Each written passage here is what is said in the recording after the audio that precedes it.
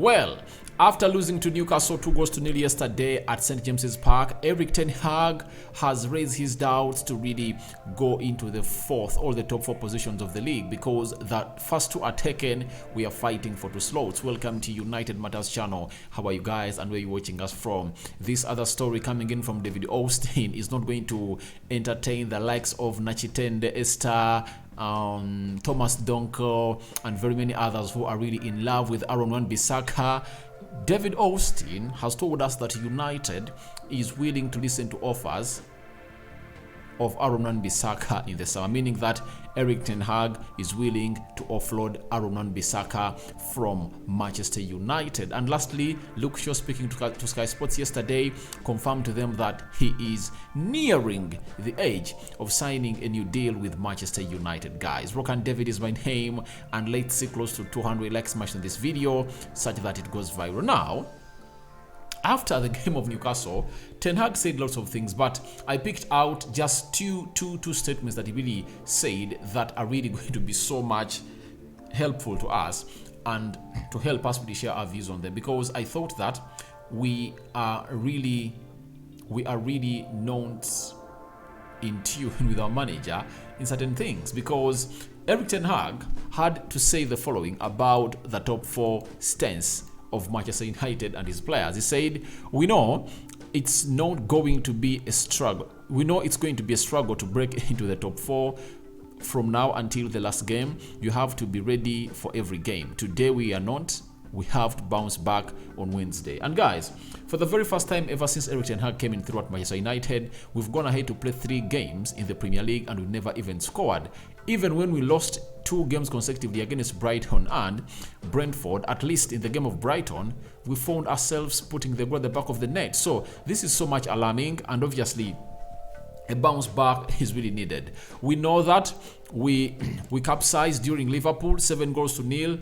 We expected a bounce back against Southampton and we got a red card of Casemiro. But amidst everything, we had a very good game against Southampton. And now we expected to go ahead and really at least get a draw with goals against Newcastle. Things never really came to plan. And obviously Ten Hag is talking about a bounce back. Let me first talk about a bounce back before I talk about the top 4 stance. The top 4 stance. The bounce back is very positive according to me. Why? We are having, all is very possible. We are having 2 games we're going to be playing at home. On Wednesday against Brentford, though it's not an easy one, and on Saturday against Everton. They are all going to be played at Old Trafford. And this is why I believe the top 4 is really up for us. Why? We are playing 2 games at Old Trafford without Casemiro, and it would have been very ugly if we played those games away when Casemiro is not in. But thankfully, Casemiro is going to be away for the games we're going to be playing at Old Trafford. Why Old Trafford? And why am I having a lot of positivity? It's because the fans will be rocking and keeping us going, because Old Trafford has been turned into a fortress by Erik ten Hag. You know that in all the games of the Premier League we've played at home, we've only gone ahead to lose just 1, and that was the opening game against Brighton. But the rest of the games have been wins, apart from the draw against Newcastle and Southampton. That's it. But the rest of the games were really so much good for Manchester United. Talking about top 4, having played against having played against Newcastle and we lost, we are going to play against Everton and Brentford. Those are 3 games. Take them out of the 12 we had, we are going to be having 9 games. And those 9 games, to me, I believe they are really winnable. If at all we are having Casemiro, let me show you those 9 games, because we are done with playing almost all the big teams. The only big team left, Chelsea and Spurs. Are they big? I see them shrinking. They've gone ahead to really sack their managers, and I think we are going to be having an added advantage over them. Now, games that Casemiro is going to play: Nottingham Forest away from home. Very, very, very important game. I know it would have been hard for us to play those games, to play the game of Nottingham and win it if at all Casemiro was not around. Then Tottenham Hotspur away from home, right? Then the semi-final of Brighton Aston Villa, Brighton, that is the Premier League, not the FA Cup, West Ham, Wolverhampton Wanderers, Bournemouth,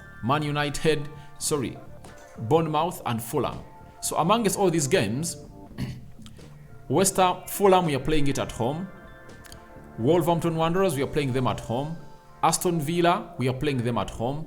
Chelsea, we are playing them at home. So out of the remaining 9 fixtures that are going to see Casemiro come back to play for Manchester United, 5 of those are going to be played at Old Trafford. And to me, I believe if we get 6 points out of the game of Everton and Brentford and we win our next 5 fixtures at home, that will take us to 21 more points. You get? If you're having 70 points, there is no way we don't clinch the Champions League spot. That's it. So all we have to do is to win our games at home. And after that, we can go away. We can go away at Bournemouth, Brighton, and win some 2 games. If I don't win more 2 games, we'll be approximating 80 points. Because right now we are having 50 points and you're having 11 games to go. We win all of those, we will be having 83 points. So let's wait and see whether we can go on a very good run in the Premier League, because we haven't lost a game at Old Trafford. And to me, I believe that dream of the 4th spot is still possible. Though Ten Hag has to go ahead and really send concern to his players that please, we need to fight and really get back to the winning ways as Manchester United. So that is Erik Ten Hag for you, and I've always liked what has gone ahead to come in and say everything that is really positive about this season. And I think he's really punching beyond his weight, and he's really pulling out a rabbit out of the cart. He is really performing miracles, and no one saw us really do this. And I've seen Gary Neville come out and say that the board let Ten Hag down. Obviously, we all know that if at all Ten Hag had been given a centre forward that he wanted, maybe called Gakpo or Joao Felix, would have been in a different position. You get? You saw it when Martial came on through yesterday. You saw our transitions were really so much improved on the field of play. So I believe Ten Hag is going to fight and take us to the Champions League by not even winning the Europa League, by finishing in the top 4 positions of the Premier League. Now, the lovers of Wan Bissaka, before we go into that, Erik Ten Hag said the following about a drop in form. It's normal in the season. You get setbacks. You have to deal with it. I don't have that concern. I believe in my team. And me, I still believe in the players. I still believe in the team of Manchester United that we can go ahead and really make a very good turnaround. And these 2 games at Old Trafford are really going to give us a very huge starting point to see to it that we really bounce back to what we call winning ways and get ourselves off that spell of not winning in the previous 3 games we played into the Premier League. And you know, the beauty of those 2 games you're going to play at Old Trafford is that after playing Brentford on Wednesday, Everton on Saturday, on Thursday we are hosting Sevilla, and Casemiro is going to be back. So that means we are going to be in a position of really winning 3 games in a row. And when we win 3 games in a row, I believe that will take us to the levels of really going to Wembley to play the semi-final of the FA Cup fired up. There for you now. David Austin, a number 1 transfer guru, has gone ahead and confirmed to us the following about Wan Bissaka. Amidst his performances, Wan Bissaka has done well in the second part of the season, but Manchester United will listen to offers in the summer should there be interest in him. That is David Austin. And you know, when he reports, you know, he is one of the credible journalists that always gets his content from the agents and credible sources. Now, Wan Bissaka. People don't understand why Ten Hag doesn't believe in Wan Bissaka. Defensively, he's okay, but offensively, his game is limited. And he wants a player who is really comfortable on the ball. That's it. So, I understand why they are really calling in for the sale of Wan Bissaka. And what has really gone into my mind when I've read this story is simple. The name Julian Timber. That's it. That name, Julian Timber, has rung into my memory. Do you know why? I think Ten Hag wouldn't have gone ahead to sell a right back or to put his right back up for sale if at all he never knew that he was going to bring in a central defender who is right-footed, who can also double as a right back. Amongst all of the many that we are being linked to,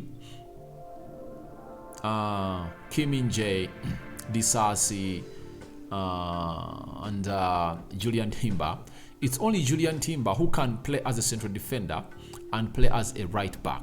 And he's solid, guys. He's solid. So, I see Ten Hag making a decision of letting Wan Bissaka go to get like 20 or 30 million pounds in to really finance the coming in of Julian Timber. Because if Timber comes in through, you are 100% sure that you are having a competitor for Rafael Varane and a backup for Diego Dello if at all you want to rest him sometimes. And to me, I see it as a bargaining point that will tell Julian Timber that I want to bring you at Manchester United. You are going to be getting enough playing time. Sometimes I'll play you as a right back, and the other times I'll play you as a central defender. I saw him at Ajax. That's how he usually used him. Sometimes used him as a right back. The other times used him as a central defender. So Julian Timber won't be worried about the playing time. And I won't be shocked. This story has really shown me that we might go in for Julian Timber. I won't be shocked. I won't be shocked if I don't go in for Julian Timber, because if you let Wan Bissaka go with the limited budget that we're having as Manchester United, although I've read the story coming in from Roll Whitwell, correspondent of Manchester United for Athletic, that the money is there, but United cannot spend it because of the financial fair play rule. Close to 300 million pounds are there up for spending, but that financial fair play rule. And as it stands, Ten Hag won't be having a lot of money to spend, meaning that he'll have to sell to buy. And if at all there is an opportunity of getting a player who can really feature in two positions, then you can sell that player who can only play in one position, and then you bring in one who can play in two positions, because Julian Timber would go for like 50 million pounds from Ajax, according to me.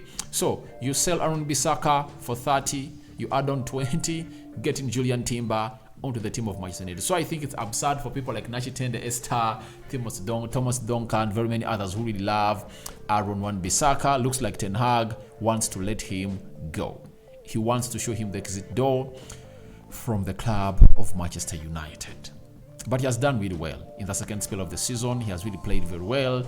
And I think his only limitations are two. He's not comfortable on the ball, meaning that Ten Hag cannot play his system. He cannot build the ball from the back. And secondly, offensively, like the cross that Diego Dello put in yesterday that Rashford couldn't connect to the back of the net, such crosses are nightmares in Bissaka's game. You know, it's like looking for a lake in a desert. So I think that's why Ten Hag has really chosen not to really keep him at the club of Manchester United. So let's wait and see how things are really going to unfold, as David Austin has confirmed to us that if at all offers coming through for Wan Bissaka, he will be sold. But we know that Wolverhampton Wanderers wanted him, Crystal Palace wanted him. There is another third club that also wanted Bissaka. And I think with his spell in the second part of the season, that's going to head to showcase on the field of play, he is having many eyes onto him, because he is really one of the improved players that Ten Hag has gone ahead to really put up there in the sky. After that, Luke Shaw, whose contract was announced by Mark Gareth, I think last week, also came out onto Sky Sports and told them that I'm close to sign a new contract with Manchester United. Nothing has been signed yet. We've agreed certain things. We will take it from there. So it looks like Luke Shaw's contract is going to be happening, and it's good to see it that we are keeping players like Luke Shaw who are really performing very, very well. And Ten Hag is also happy to keep Luke Shaw, and Luke Shaw's gonna hate to say that he's close to signing a new contract with Manchester United. So guys, what are your thoughts about Ten Hag top 4? Doubts increasing? Do you think he's right or no? I know the answer of Nachitende Esther, because you thought that we're not going to qualify for the Champions League. Then after that, I want to see your thoughts about Wan Bissaka in the shop window. If at all any offers coming through when they are really convincing, United is willing to sell Wan Bissaka. And Luke Shaw's contract confirmed by himself while talking to Sky Sports. I sign out for now. See you later, my Muslim friends. Ramadan Kareem. And to my Christian friends, yesterday was a Palm Sunday. Next Sunday, or this Sunday, it's Easter. We are celebrating the resurrection of Jesus Christ. So, May the Almighty God bless you abundantly. I sign out for now. See you later, my lovelies.